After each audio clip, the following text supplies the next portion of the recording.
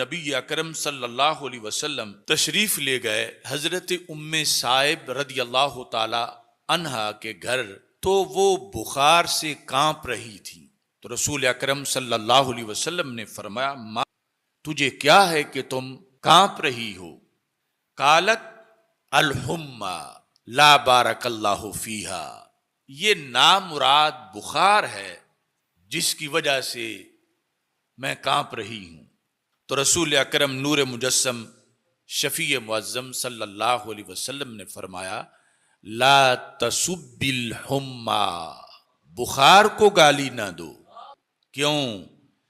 فرمایا یہ جو بخار ہے انما تذہب خطایا بنی آدم، یہ جب آتا ہے تو بنی آدم کے گناہ لے کے جاتا ہے۔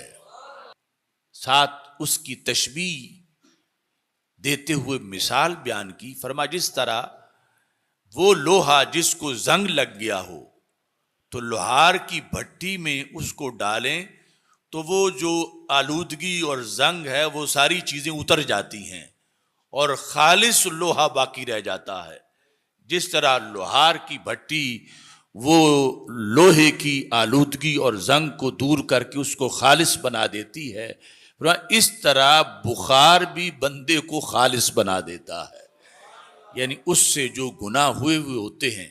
اب یہ فرق ہے مومن اور کافر کے درمیان، یعنی کافر کے لیے بشکل عذاب آتا ہے اور مومن کے گناہ جھاڑنے آتا ہے۔